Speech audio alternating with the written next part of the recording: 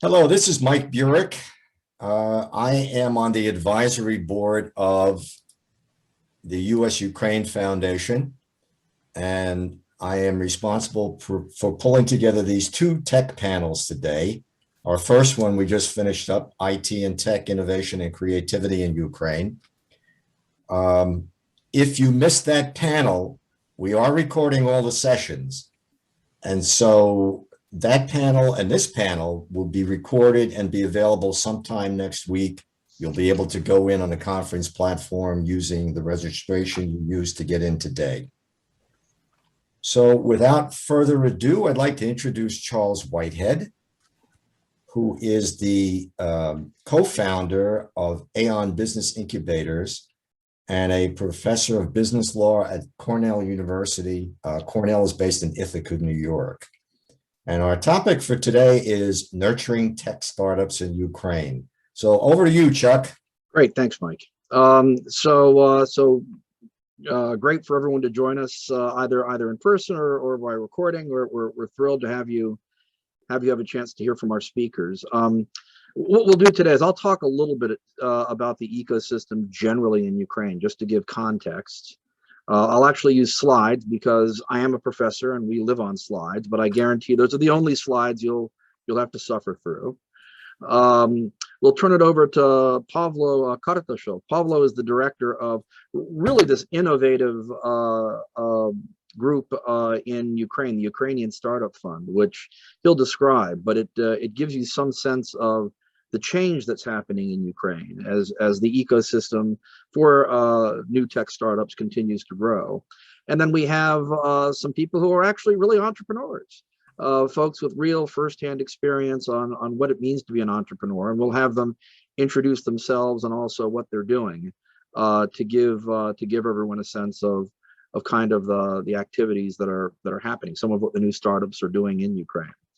So let me start off just by first giving a quick rundown of what the ecosystem looks like in Ukraine.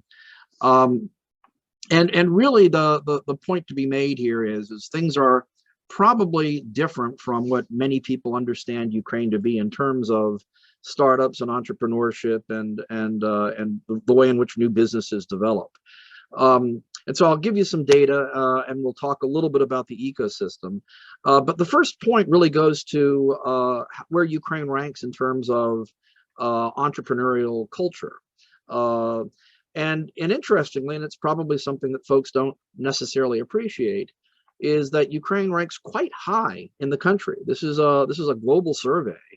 And in looking at entrepreneurial culture, in particular, the growth of innovative companies, Ukraine ranks really at the top of the world.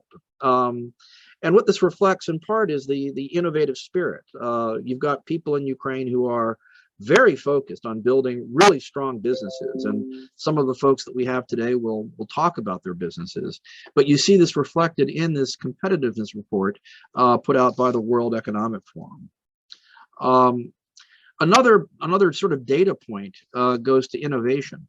The interesting thing about this, and I'll summarize it in another graph in a moment, Ukraine in terms of inputs into innovation actually doesn't do terribly well. Its score is 40 out of 100. It ranks 71, which is not bad, but again, really not very high in terms of the sorts of inputs that go into innovation. And for this, what we're talking about are, the legal culture within which businesses develop, how much they support business, but also things like venture capital investments, co-working spaces, incubators, accelerators. Again, Ukraine doesn't do well, doesn't do poorly, but doesn't do perhaps as well as it could. Its outputs, however, are quite substantial. It ranks 37 in the country, in the world, in terms of the outputs. In other words, the new innovation, the new businesses that come out of Ukraine, the new technology that comes out of Ukraine. And you see it summarized in this graph. Ukraine is right here. This is all based upon size of the GDP, size of the economy. So for emerging markets, Ukraine is number one. When you take inputs relative to outputs, Ukraine does the most with what the inputs are. And what it tells you is that the system is really focused on helping develop these new businesses, again, perhaps in a way that didn't exist 3, 4, 5 years ago. And as a result, because of this intense focus, even though Ukraine may not have as strong an input base as other countries, what actually comes out as a result of these inputs is quite substantial. If you take a look at startup rankings, this is really rankings for ecosystems. Ukraine is in the top 30 out of 100 countries, ahead of Taiwan, alongside Austria. And so again, it's reflecting the fact that there is this greater focus on developing the ecosystem, finding ways to support Ukraine's startups. Kiev is darn near the top 30 in terms of cities around the world. I found it interesting that Kiev was ahead of Denver. As some of you may know, Denver has a strong startup ecosystem with an intense focus on developing new tech businesses, and Kiev ranks ahead of Denver. Probably more interesting, if you look at European cities, Kiev is in the top 10. It's done quite well for itself. I've not gone back and tracked what historically Kiev looked like. My sense of things is that 5 years ago, Kiev would not have ranked nearly as high as it does today in terms of the ecosystem that exists in the city. Of course, it's not all good news. If you look outside of Kiev, the startup rankings, the ecosystem rankings for cities drops off dramatically. Lviv and Odessa are sort of near to each other, and then it drops off with Kharkiv and Ternopil. I understand that Dnipro has also been added to the rankings this year, but I didn't see a score yet, so I'm not sure where they fall within the global rankings. So there's a lot to be done. Kiev's doing quite well. There's still a lot to be done, though, outside of Kiev in terms of supporting the ecosystem, the network, the platform, to support new businesses. Just quickly, to give you a sense of what the platform looks like, this is taken from a few different sources. It's really focused on Kiev. And you have a number of different silos, but actually silos that coordinate with each other. We're not working in isolation. Starting from the left, we have nonprofit organizations that really are there to focus on either bringing attention to Ukraine, tracking data in Ukraine, perhaps encouraging investors to come to Ukraine, and also looking to advance training. Not just simply technical training, but also training in the context of building a business, creating new entrepreneurs. For those of you who have come to Ukraine, if you've not been to Kiev or Kharkiv or Lviv or Odessa recently, you really should. Co-working spaces are everywhere, and they're quite accessible. And even with COVID, although people are masked up, and I'm hopeful that they're socially distancing, you still see a lot of infrastructure that supports people to work together relatively easily, work with other teams in a low-cost space.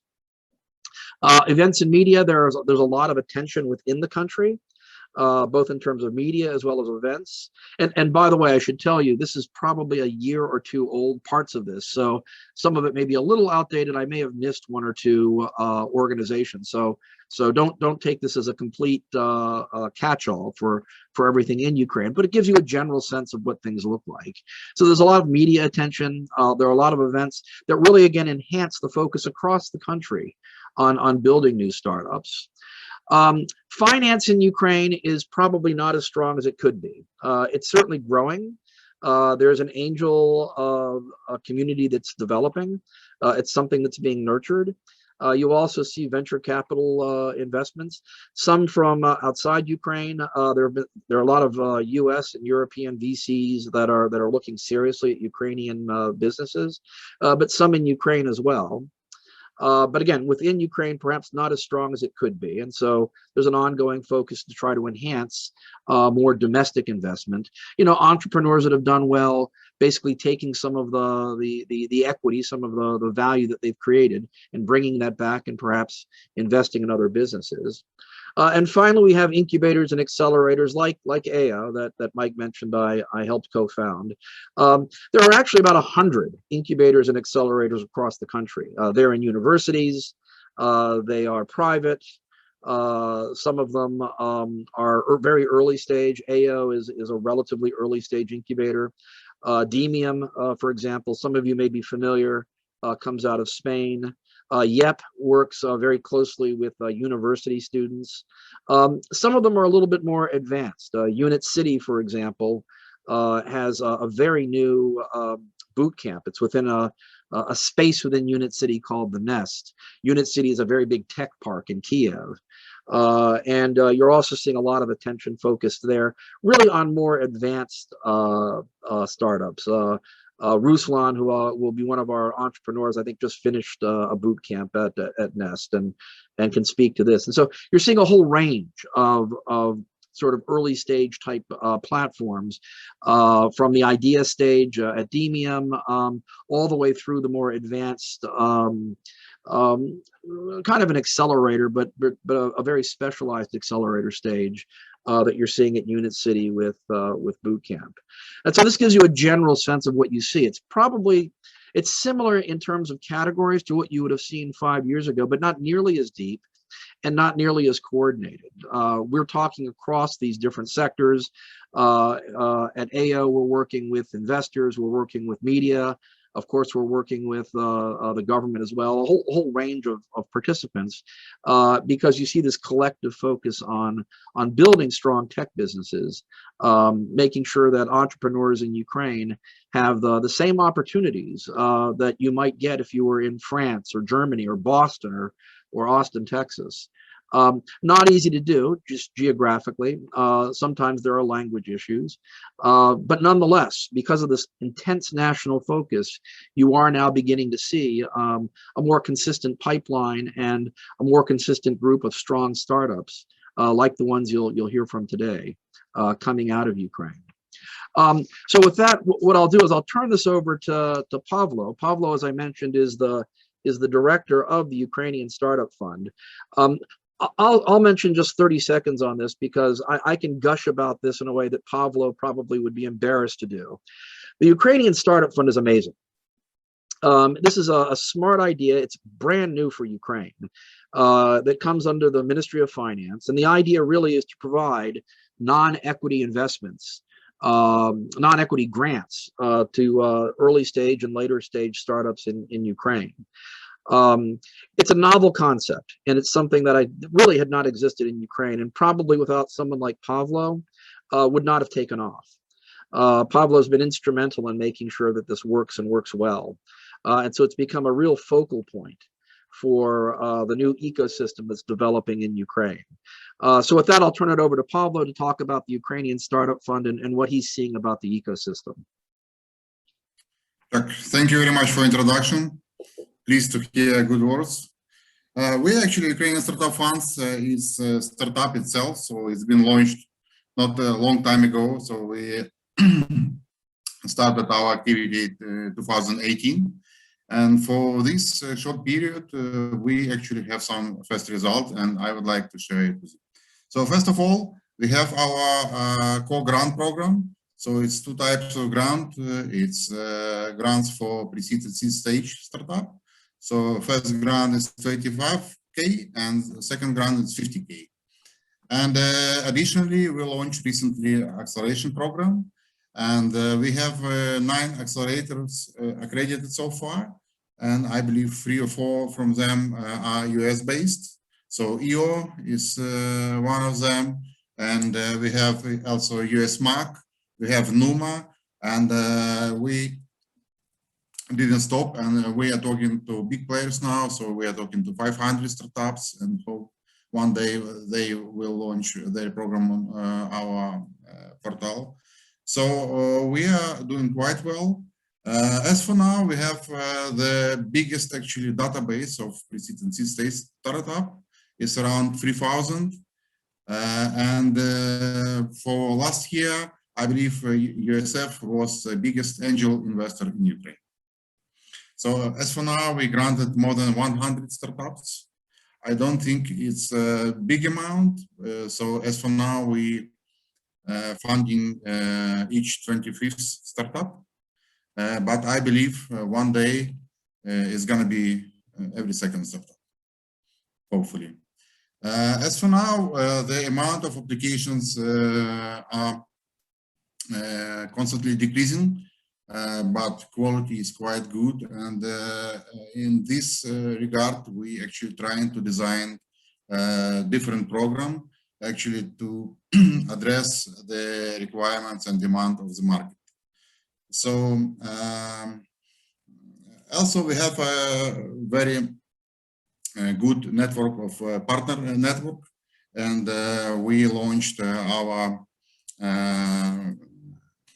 corporate innovation program. So among our partners are the biggest Ukrainian companies like GTEC, Vodafone, when we have ArcelorMittal, and actually we will have our first demo day with GTEC next week, I believe. So we are giving every possibilities to startup to use financial and non-financial instruments to develop their project and to succeed. Also, what I would like to mention, we actually use our platform for different programs. For example, recently we launched cyber security incubator, which is administered by USAID program, and we trying to give access to more and more participants, to different stakeholders, to provide financial and non-financial instrument for startups, and also we are trying to encourage startup to attend different events. For instance, now we negotiating to USAID with regard to startup mission to Expo 2020, which will have place next February in Dubai. So from first experience, I would like to say that probably government took a very serious commitment to startup, to support the startup ecosystem in Ukraine and to develop it. Chuck, any question? No, that's great. Thanks very much, Pavlo. Maybe I missed something. No. Are you kidding me? I think the only point that I would just underscore, right, is Ukrainian Startup Fund really is a magnet in three critical areas for Ukraine. One, of course, is just grant funding. And this makes it more attractive for investors as well, because there is non-equity funding that's provided by USF, and the companies that receive it go through a fairly rigorous review process. The second, and that Pavlo mentioned, is that it's become a funnel for other incubators. So we, AO, we are funded by the Competitive Economy Program, which is part of USAID. And we have others that are coming in as well. Pavlo mentioned from the United States. We have Startup Wise Guys from Estonia, and I'm sure there will be others that come in and qualify. And the value of qualification is that for the startups that receive some funding from the Ukrainian Startup Fund, there is also revenue for the incubators, and so there's a real business rationale beyond simply the potential for Ukraine. For these businesses, for these incubators to come to Ukraine.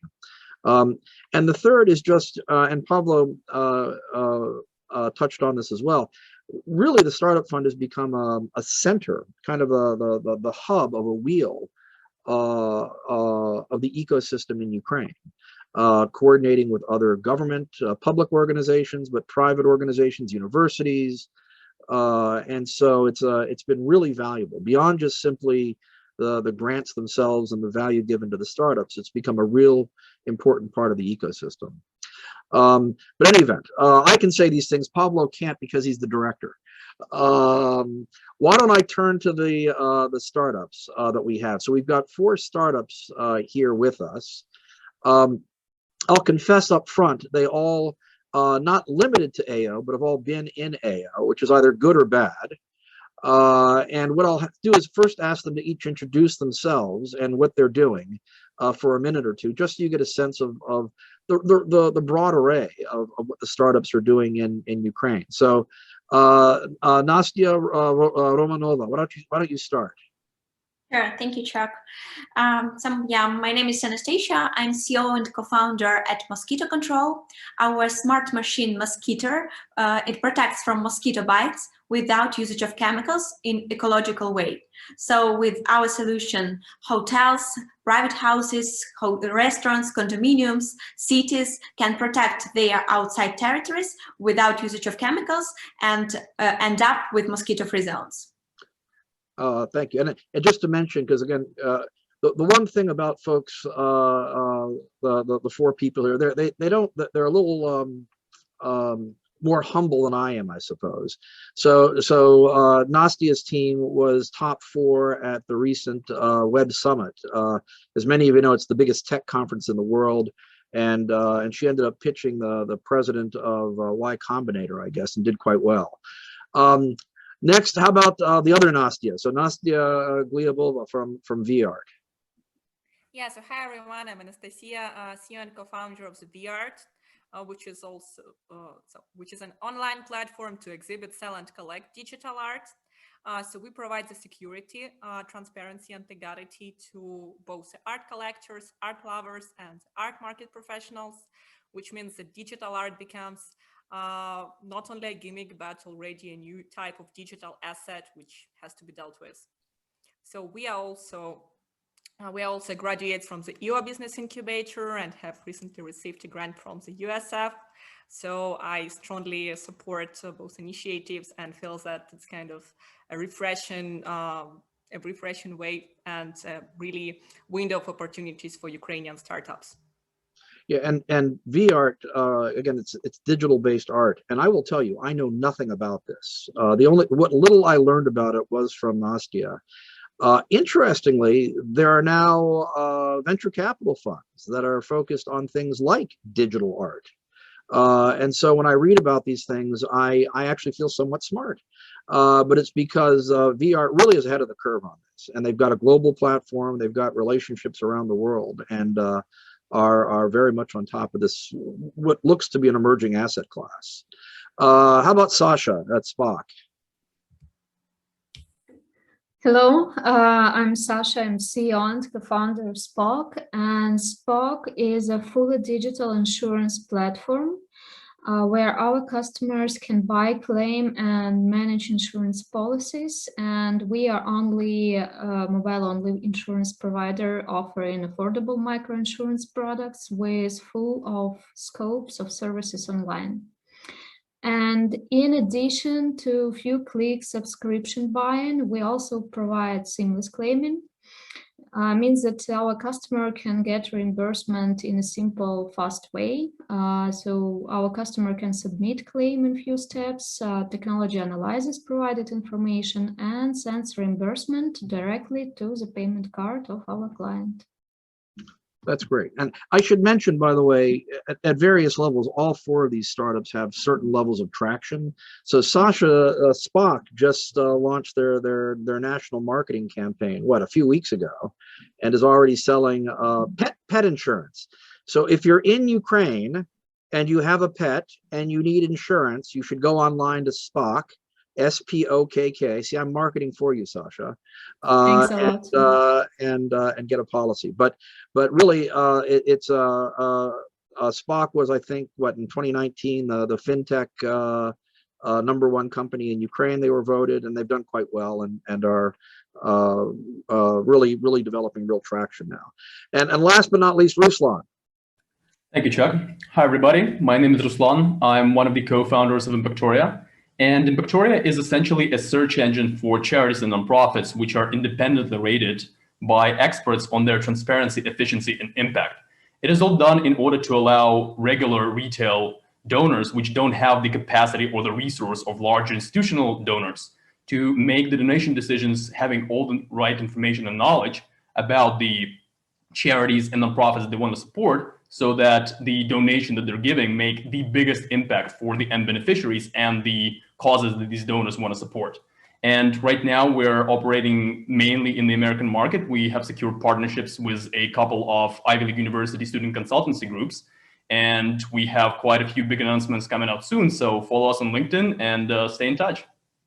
Yeah, so Ruslan's group is working very much in the States. Again, this is a startup that's really ahead of the curve. You know, Sasha's ahead of the curve because microinsurance is still very new. I mentioned VArt. You know, what Nstia is doing with Mosquito Control, particularly the idea of linking the different units, again, is something that's very much ahead of the curve. Ruslan and his team at Impactoria were doing ESG metrics before I knew what ESG was. And so, again, these are all startups that, not just in Ukraine, but really globally, are ahead of the curve and using the skill set from their teams in Ukraine to do this. So let me pose a couple of questions for the 4 startups. We'll lead off a little bit with kind of what your biggest hurdle has been. So, you know, in the U.S., the data suggests that 90 to 95% of startups just don't do terribly well. They either go out of business or they just don't take off. Anecdotally, my sense of Ukraine is the numbers are higher. That in fact, the numbers in terms of success are higher. That you're seeing 20, 25, maybe even 30% of startups actually develop some serious traction. Now, we have a lot less data than in the US. It's still early days. But one of the reasons I think this is true is because being a startup is a little less common in Ukraine. And so you have to really want it. You have to really embrace the idea of being an entrepreneur because, you know, even though the ecosystem is stronger than what it used to be, it's still a little bit more of an uphill battle. So I'd ask each of you to describe what your biggest hurdle has been in launching and growing a business in Ukraine, and also how you overcame it. All right, how did you go about addressing that hurdle? Why don't we start with Ruslan? Sure, thank you, Chuck. Well, I would say that there are 2 bigger hurdles that we faced trying to build a startup from Ukraine that is aiming at international market, and there is a tactical and strategic one. Talking about the tactical one, it's mostly the fact that somehow the mentality of people, when they think about a problem, they don't start with the problem itself. Instead, they think about, oh, there's nobody doing it this way. I'll try to do that. And that is not necessarily correct, because while there can be many different ways to solve a problem, the thing that remains constant in this equation is the problem itself. So by approaching your solution process from the problem, not from the solution right away, you're actually giving yourself more flexibility and understanding how can you build the right solution that will actually get traction in the market, instead of just thinking that, oh, but nobody's doing it this way, so if I do it this way, then probably it's gonna get traction. And there's a bigger one that is more, I guess, hindering the development of the startup and entrepreneurial ecosystem in Ukraine in general, which has to do with the mentality of fear of failure. And considering that you are venturing out not to build a business where you will definitely make a lot of mistakes along the way, but to build a startup, and the odds in building a startup are always stacked against you, you need to embrace the mentality of failure and learning from failure, and most importantly, learning fast. Because it's only through those consistent processes of iterating and trying out different things and failing most of the time that you will able to find those gems which eventually allow your product to get traction, to get sticky, and eventually to scale your business. Great, thank you. Sasha? I'm fully agree, Chuck, with you and also with Ruslan, but I also want to add one, I think, very important point. You know, to be unsuccessful, to start something and to be unsuccessful in Ukraine, it's a kind of shame. So it means that in our society, it's 100% unacceptable to be not successful. So when we young people start in startups, of course, we are doing all our best to become successful, to find clients, to find investments. So here is, I think, our problem from one side, because we are not ready to fail sometimes, but the startup has to. from the one side. From the other side, it tells a lot about our persistence, I think. That makes a lot of sense. You know, as you know, and we will say this in AO, but I know many of the incubators in Ukraine have a similar approach, and that is, you know, fail fast, fail often. Pick up the experience that way. And yes, we've seen that, you know, I remember the first time I said this, I was in Kharkiv actually, and I said, fail fast, fail often. And the people looked at me like I had horns on my head or something, since it is an unusual approach. How about Nstia VR? Yeah, so even though blaming the mentality is not always the best option to do, I can say that what we have also personally faced with the team is that there is, I would say, a popular concept in Ukraine that you should have something stable in your life. Then, or you have like a good job, which you cannot lose. You should be always getting kind of maybe a passive income if possible. And startups is something for youngsters, for people in their like early 20s, when they have nothing to lose, if they do not have a job, a title, maybe a family.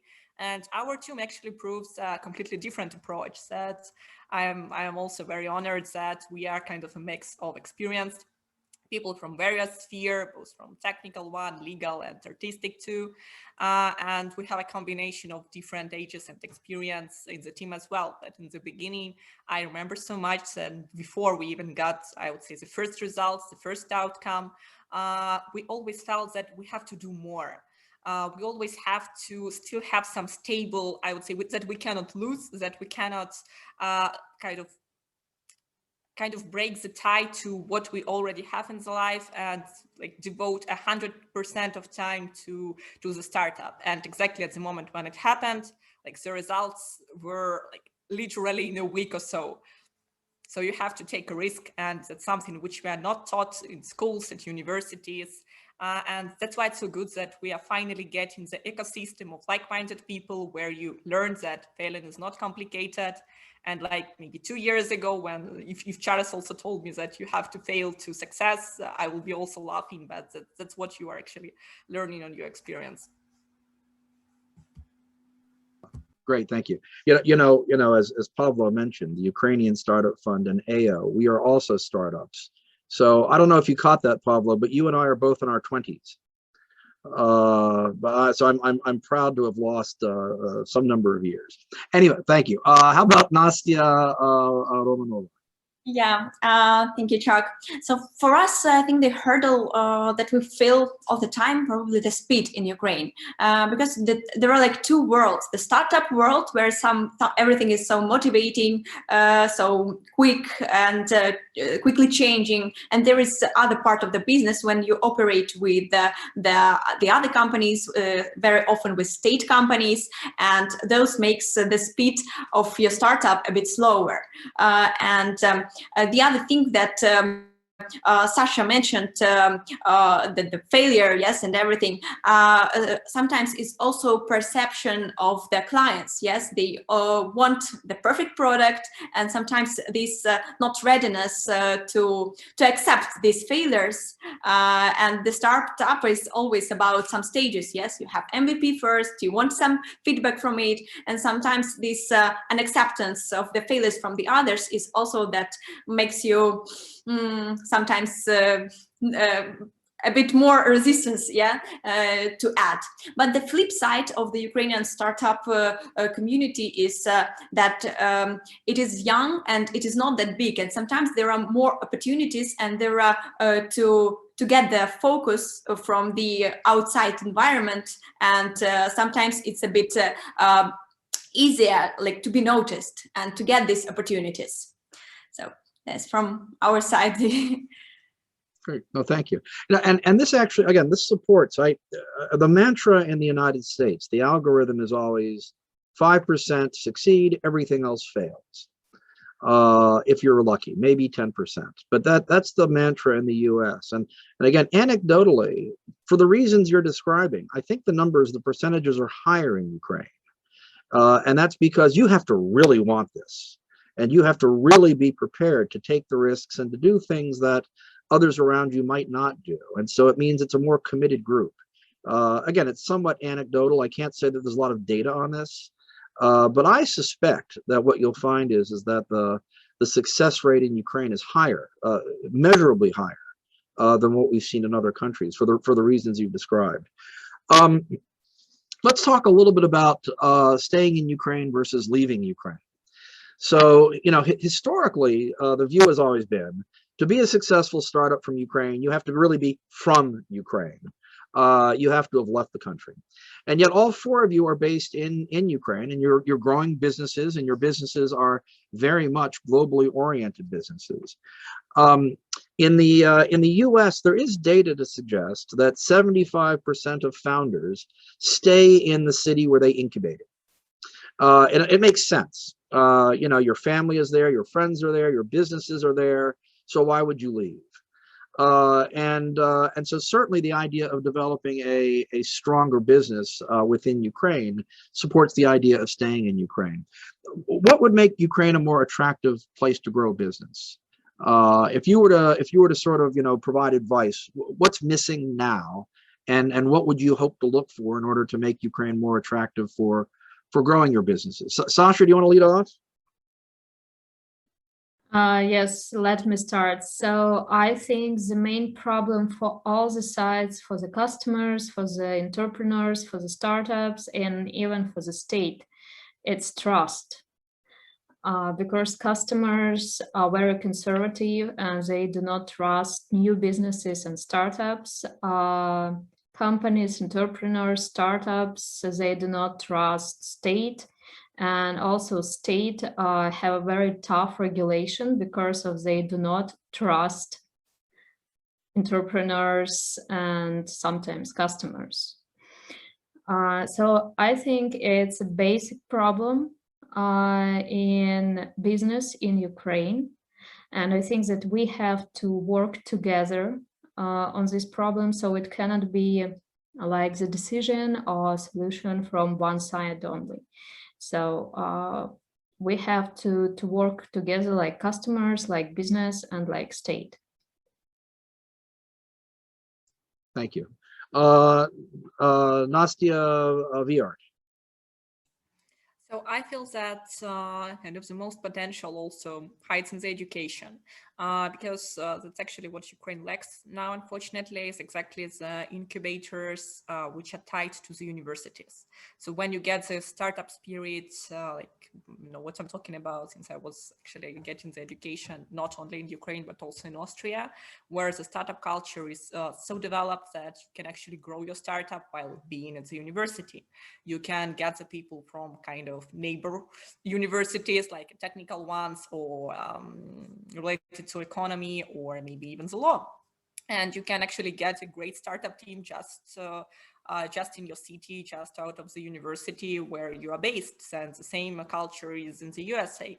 So I felt that the most potential is exactly here to start to work with the younger people and to provide them with a culture of cooperating, of working together, and to not feel like you are rivals and you have to overachieve or achieve more than your peers or than your co-founders, actually, because being a co-founders is actually becoming even closer than sometimes the friends are, or even the family. So you literally have to have the spirit also when you are studying, and that's the place for the growth also.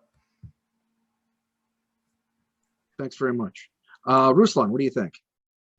Well, I somehow have two very sort of ambivalent thoughts in my head, which on one hand, as a founder that's trying to grow a business from Ukraine, I actually think that Ukraine needs less of an international promotion. And I'm saying this because it's hard enough for me as a company founder that is a startup that is very young and didn't achieve any big brand recognition or success to fight for the talent in Ukraine, which has already been scooped up by very generous packages provided by various IT outsourcing companies. And pretty much from that perspective, I don't need any other big international startups coming into Ukraine and offering those very generous packages and pretty much not giving me the resource that the company needs in order to grow and continue developing the product. On the other hand, from more of a Ukrainian founder perspective, I do think that there has to be more emphasis and focus on how hardworking and talented Ukrainian people are, and how actually the younger generation, which did not grow up back in those conditions where trust, as Sasha highlighted, was a big issue back in the 90s, especially after the breakdown of the Soviet Union, and which actually are very pro-Western, and they do want personal freedoms, they do want personal success, they do want personal growth above all. For that purpose, we actually need more international companies coming into Ukraine to instill those values and to show that the way that the relationship between an employee and the employer can be built not just based on, hey, I'm paying you a salary, I'm the boss, so you will do what I say, and don't you dare to object me, but rather that, look, we need the knowledge that you have, we're ready to compensate you fairly for that knowledge, so why don't we work together in order to build this great product and change the world?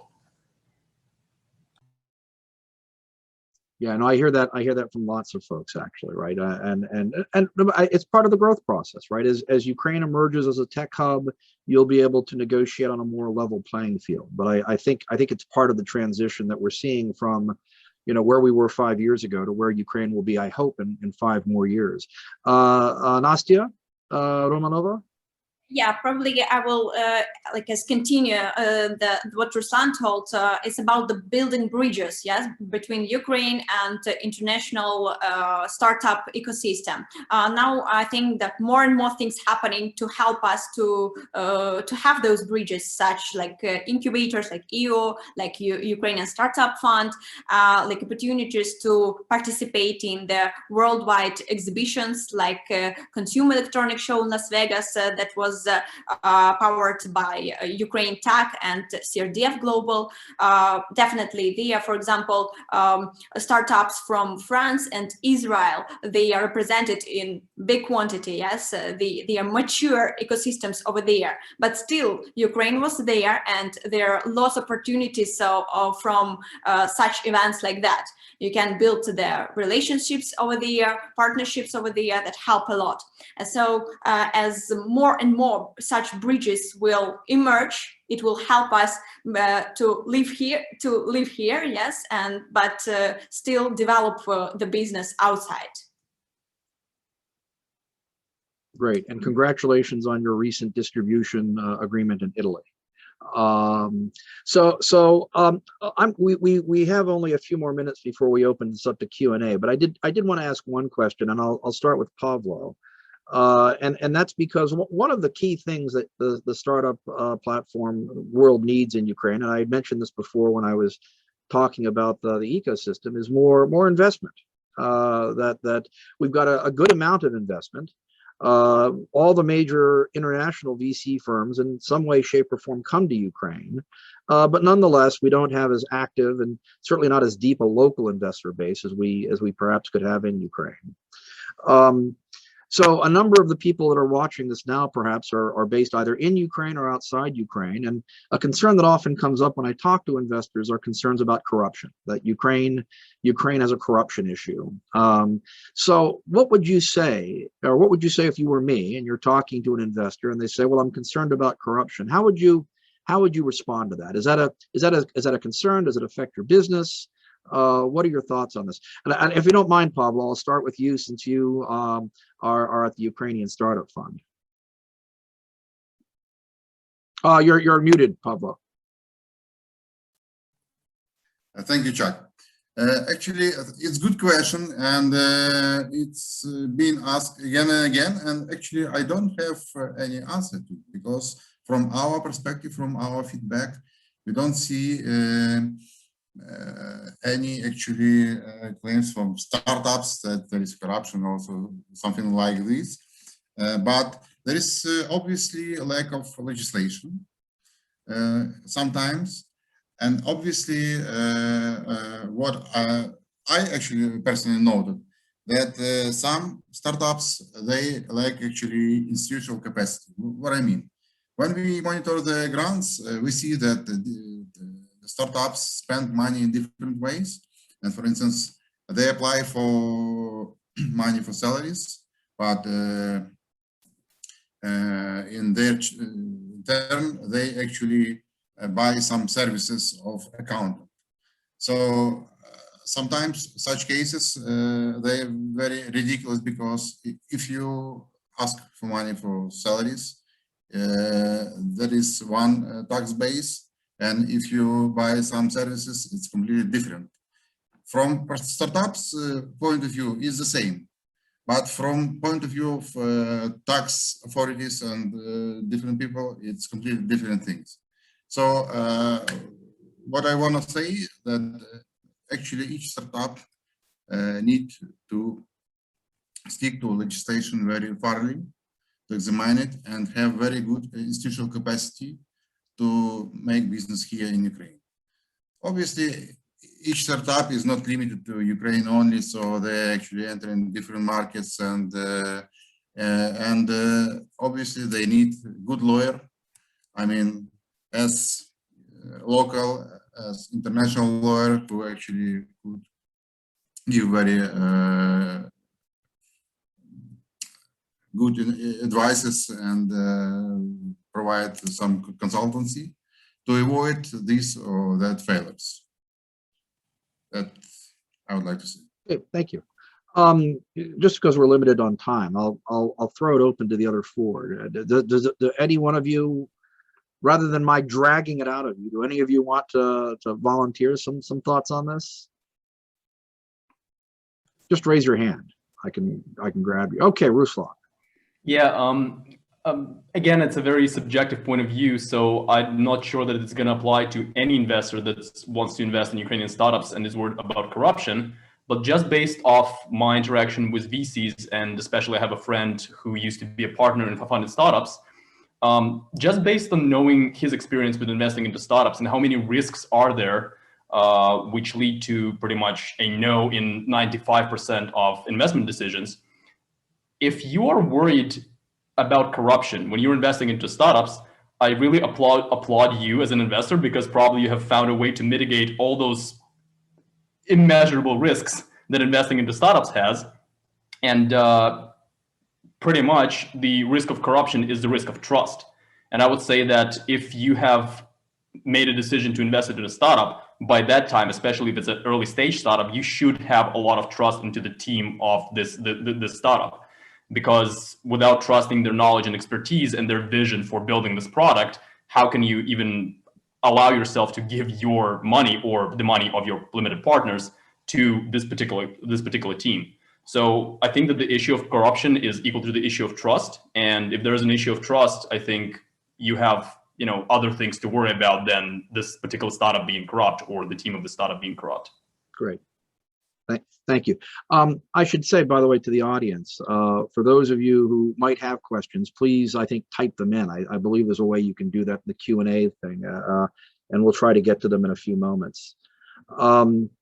Anybody else want to talk about this issue? I will tell you, as an American who's done a fair amount of work internationally in countries that score higher on the corruption index than Ukraine. In other words, they're viewed as less corrupt. I see actually very little. I mean, it's like any organization, you're going to find odd things, like any society. But actually, running an American-style incubator in Ukraine has not been that difficult, simply because it's a younger generation. I think that's the point Ruslan made earlier, which is you are all folks who are a lot younger than Pavlo. Maybe not so much younger than me, but a lot younger than Pavlo. It's a new generation. And so as a result, the thought process is different. Anyone else before we open it up to Q&A? Yes, Sasha. I would like to add about startup community, and I want to say that startup community is one of the most active anti-corruption activists. Look, we are building our products to change life, to change society, and even to change our country and world for better. And it's an absolute contradiction with corruption idea.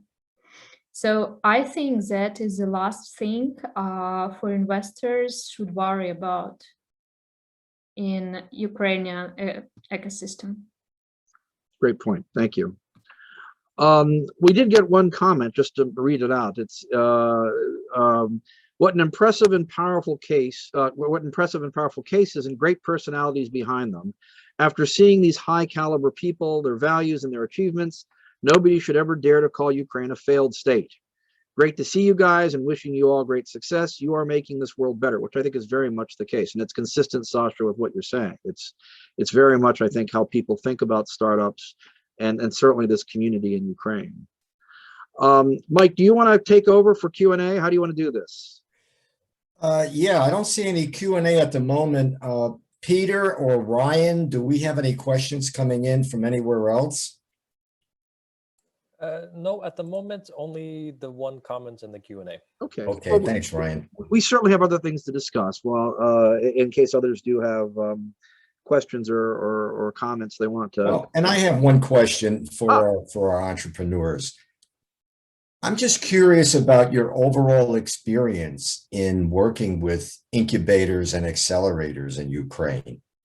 I know there are quite a few of them out there these days, and you've obviously worked with Chuck before. But do you think there are enough of these things to go around at this point? Would you like to see more? If so, focusing on what? So I'll open it up, and if anyone cares to respond to that.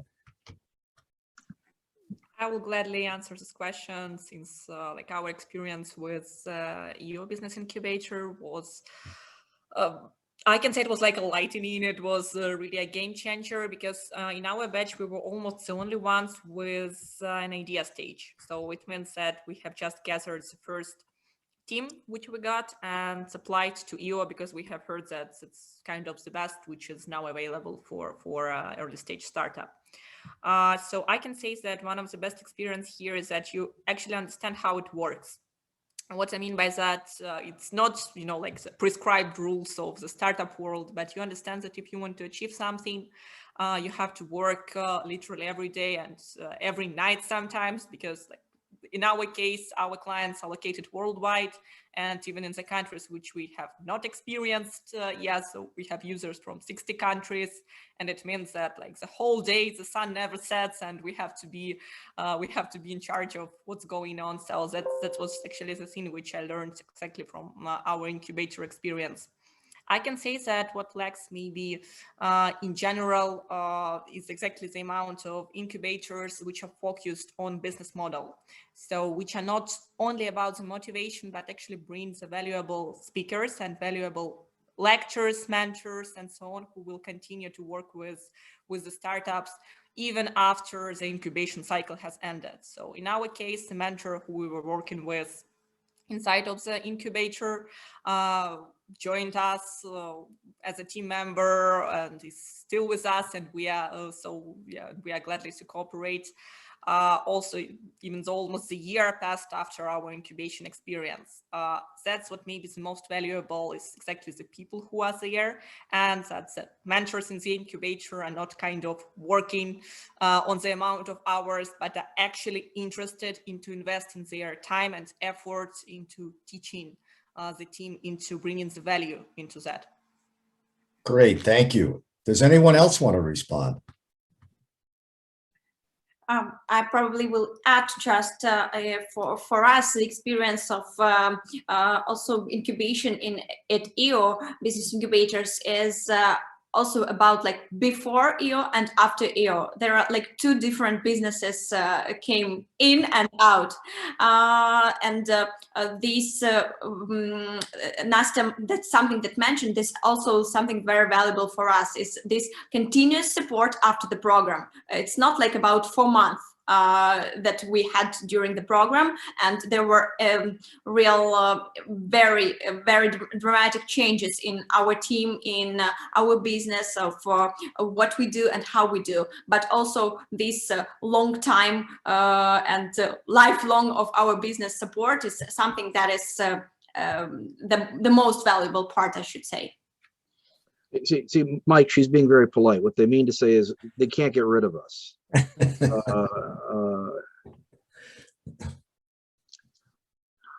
So I am curious, you all had conceptions of what an incubator did beforehand, and you have conceptions now of what an incubator should do afterwards. What's the biggest difference? another way of thinking about it is, you know, what most surprised you about the incubation process, and is it something that, you know, in either a positive or a negative way, actually? Yes, Sasha. My answer is Chuck. In both ways, I have to say. I hope next time you also will invite me to any kind of event. Actually, I'm kidding. Yeah. It all surprised me was like we didn't await that incubation program from Ukraine that currently in Ukraine will also add such a big value for us, because, you know, we have that like understanding that the best incubators, the best accelerators are in Europe, either in US, and nothing good enough we can meet in Ukraine. And here was a surprise for me, because before the UN incubator, we've been in two another programs in US, and actually EO became the best program for us. So the biggest value for us was from EO incubator, not from the two programs from US. I'm not paying for this, Mike. I will say, by the way, these are strong teams, right? So and I also want to make it just clear to everybody, because I think it's a part of the story for Ukraine. You know, incubators, you know, at the end of the day, provide some knowledge and sort of give a roadmap on where to go. But it's really the teams. It's what Nstia VR was saying. It's really the teams that work incredibly hard. And the one interesting thing, and I think this goes back to the earlier point about success in Ukraine, the teams that we see in Ukraine are highly motivated. And you can't, you know, you can't capture that. You can teach about finances and business models and customers and so forth. It's very hard to capture motivation in a classroom or in an incubator. But these teams, certainly the four teams here, but really a large part of what we're seeing in Ukraine, walk in the door with that, this very strong motivation. Chuck, we have time for one last question. One just popped up. One of our attendees said, can you speak about learning how to pitch your company? And he said, by the way, or he or she said, by the way, you all speak great English. Do you feel this is a requirement for building a successful startup in Ukraine or elsewhere? Great question. Yes, Nastia. Yeah, so gladly answer. That's kind of not must do, but that's totally a beneficial point, especially if your customers are based not only in Ukraine, or I would say Russian-speaking countries. So in our team, for instance, everybody understands English, but not like every co-founder is so fluent in speaking. That's why we have a good division of, I would say, communication part into the strategic and the tech one. So I can, of course, say that it's always highly beneficial if you have a team where at least half of the co-founders are fluent in English. Especially because it opens the door not only to your clients, but also to various education opportunities. And you can actually access and get the mentor also, and get the mentorship, and of course, get the education from the best professionals from the sphere. And English opens almost every door right now. And Ukrainian, unfortunately, is not yet a global language, so strongly recommend to learn English as soon as possible. I think we have time for one more response. Anybody at all? Yes, Ruslan. I do think that the pitching part is actually the least of your worries when you're building a startup. However, your pitch is pretty much the tip of the iceberg that is the company you're building. And only if you have all the elements aligned properly, then you can create the right pitch for your product to be able to onboard new customers, to be able to attract partners, to be able to get into your business incubators, for example. Because the way you explain what you do in a very simple and concise way shows all the hard work that you've done in order to get to the point where you can actually distill all your knowledge, all your research, all your failures and experiments, frankly, in order to produce this very simple description that even a child can probably understand it. And that's actually very good advice to anybody who's trying to figure out how to pitch their product. can a child understand what you're doing? And if not, then probably you have a lot of legwork to do. Great. Mike, do you want to round out? Yeah, well, I want to thank everybody on behalf of the U.S.-Ukraine Foundation. The discussion was really very lively and insightful, and I'm sure it helped a lot of our attendees who might be looking to become entrepreneurs out there. So I wish all of you success and the best of luck in your ventures. And hopefully we're going to see you up in that unicorn realm one of these days.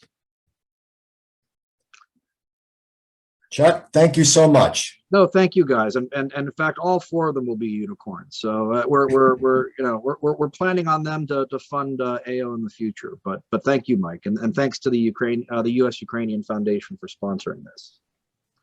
Great. Take care now. Bye-bye. Thank you.